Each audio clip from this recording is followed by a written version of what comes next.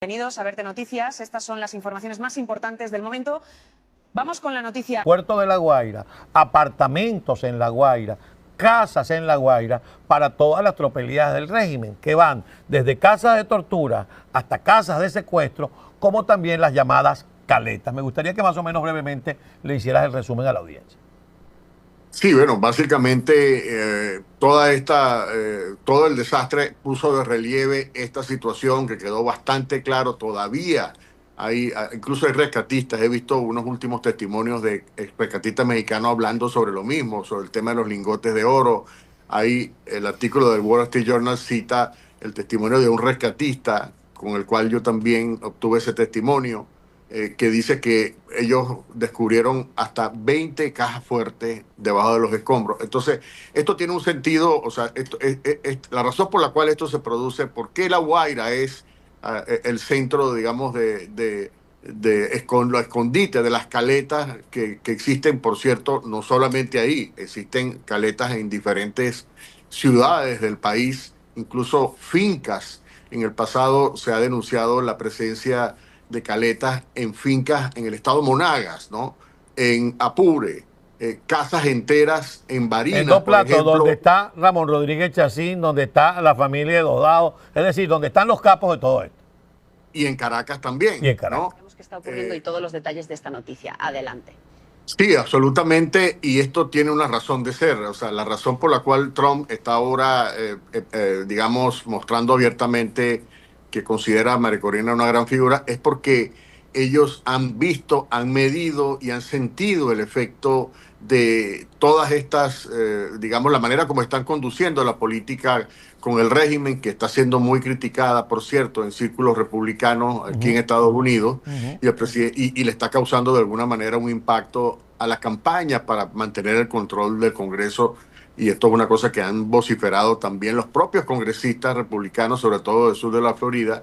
De modo que es una admisión de que las cosas no pueden seguir de esta manera. María Corina, o sea, no se puede hacer un plan de cambios importantes, duraderos, estables en Venezuela, si tú no consideras a la otra parte, ¿no? Que, digamos, representa la voz de los venezolanos, o una mayoría importante que ha ratificado el liderazgo. Y esto obviamente es una derrota, digamos, para esta facción, porque como tú sabes, Carlos, hay una guerra de facciones, ¿no? Hay dos facciones, probablemente hay otras, pero hay básicamente dos posiciones encontradas en este momento en Washington, en la Casa Blanca. Una es una facción que es pragmática absolutamente, que piensa que hay que sacarle beneficio al máximo a la situación actual y para esos objetivos sirve toda esta posición genuflexa del régimen de decirle sí a todo. Y luego está la otra facción que dice, un momento, tenemos que pensar a largo plazo, el país tiene que ser estabilizado, tiene que venir a un gobierno que no va a ser o sea, un gobierno distinto de la oposición, en este caso, por supuesto, bajo el liderazgo de María Corina Machado, pero independientemente de que sea María Corina o no, necesitamos avanzar en un proceso de estabilidad de largo plazo para evitar el riesgo de que esto vuelva a retrotraerse, ¿no? Y se pierda todo este esfuerzo. Entonces, y no hay mucho tiempo tampoco. Hay 2 años y medio, 2 años y medio para un proceso de esta complejidad. No es mucho tiempo. Necesitamos hacer, o sea, es necesario hacer las elecciones y luego acompañar al gobierno que resulte electo en estas tareas de modificar, cambiar la estructura burocrática, o sea, todo el control férreo que todavía el régimen mantiene en Venezuela, en las instituciones en Venezuela. Eso que estás diciendo es no solamente rigurosamente cierto, sino que es lo que le conviene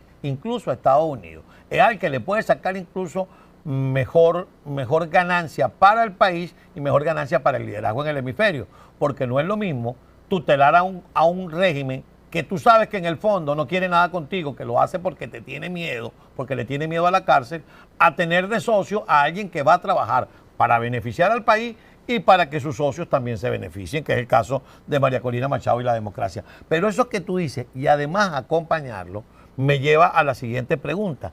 Hay 2.000 efectivos militares americanos en Venezuela. Esto es de facto la instalación de una base militar en Venezuela, con buques, con control del aeropuerto, con la llegada del general Donovan. como mejor le parezca, cuando mejor le parezca, sin avisar. ¿Estás de acuerdo conmigo en esa apreciación? Sí, sí, absolutamente, pero no solamente, digamos, o sea, hasta ahora esta estructura está allí bajo la justificación de ayudar en respuesta, pero sabemos que hay unas intenciones, digamos, detrás, dentro de ese personal, por ejemplo, hay especialistas en inteligencia militar, o sea, aquí hay una planificación que existe, una consideración de diferentes escenarios, entre los cuales está desmontar finalmente el régimen y tú o sea, no se puede hacer eso sin una presencia militar. Y otra cosa muy importante, Carlos, en esta disputa que estamos hablando, el Pentágono se ha mantenido bastante ecuánime. Nunca hemos visto un mensaje, por ejemplo, en las redes sociales, ni del Pentágono, del Departamento de Guerra, ni del Comando Sur, alabando la buena relación que existe con el régimen. Eso no ha ocurrido. Lo que ha dicho es Estados Unidos está trabajando para ayudar a los venezolanos en sociedad o en colaboración con otros grupos rescatistas internacionales. O sea, no le están dando una cabida en Sí, sus a lo mensajes. sumo dice, hemos coordinado con las autoridades interinas. A lo sumo. Eso es quizá el piropo. Pero el mensaje constante es ese. Por cierto, y parte también de los mensajes del Departamento de Estado han sido también en esa dirección. No están privilegiando en esta narrativa, digamos, la idea de que todo esto se está haciendo en coordinación con el régimen, sino que ellos quieren transmitir la idea de que Estados Unidos está bajo control de las operaciones de rescate y ellos están haciéndolo de una manera casi que independiente del interinato, porque obviamente ellos se dan cuenta de esa disputa. El Pentágono no quiere formar parte de esa pelea, de esas facciones que están tratando de privilegiar una cosa o la otra, entre otras cosas porque el Pentágono maneja una cantidad, Carlos, importantísima de información sobre lo que está pasando verdaderamente debajo del régimen, cómo continúan estas operaciones, y obviamente tiene que prepararse para un escenario potencial de que tiene que armar o producir nuevas intervenciones, nuevas operaciones militares en Venezuela. Así es. ¿Qué pasa? Que ahora el terremoto, de alguna manera, si bien es una desgracia para el pueblo venezolano, si bien es una tragedia para quienes perdieron familiares, propiedades, viviendas, etcétera, etcétera, de alguna manera le está sirviendo a estas operaciones de investigación, a estos trabajos de inteligencia, para tener a la mano más elementos que le permitan erradicar el régimen. ¿A qué voy?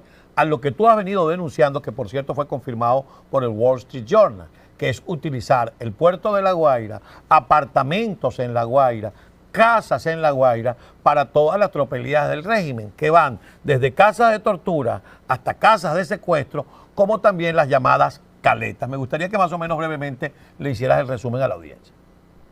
Sí, bueno, básicamente todo el desastre puso de relieve esta situación que quedó bastante claro todavía.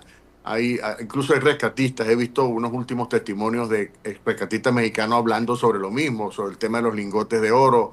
Ahí el artículo del Wall Street Journal cita el testimonio de un rescatista con el cual yo también obtuve ese testimonio, que dice que ellos descubrieron hasta 20 cajas fuertes debajo de los escombros. Entonces, esto tiene un sentido, o sea, esto es la razón por la cual esto se produce, por qué La Guaira es el centro, digamos, lo escondite de las caletas que existen, por cierto, no solamente ahí, existen caletas en diferentes ciudades del país, incluso fincas. En el pasado se ha denunciado la presencia de caletas en fincas en el estado Monagas, ¿no?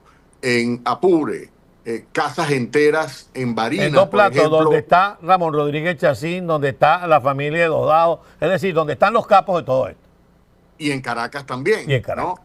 Y hay cosas muy, muy particulares, muy identificadas. Esto no es una práctica nueva, pero La Guaira es clave porque La Guaira está cerca del puerto de La Guaira, por supuesto, y la mayoría de este dinero que viene desde Estados Unidos, desde los carteles en México, que envían las ganancias de la droga que se distribuye, ocurre a través de contenedores. Esto tampoco es una cosa nueva, hay una investigación, hay varias investigaciones, pero una particular que investigó, por ejemplo, la utilización del puerto de Jacksonville, en el norte de la Florida, para trasladar este tipo de contenedores con maneras ocultas de transportar ese dinero, cash, por supuesto, y es muy conveniente para el régimen operar, sacar ese dinero que viene en los contenedores y depositarlos o resguardarlos en estos sitios de caletas, que por cierto me dicen también que este dinero se ha utilizado para financiar una cantidad importante de actividades criminales y también para financiar incluso hasta campañas electorales de candidatos de izquierda en América Latina.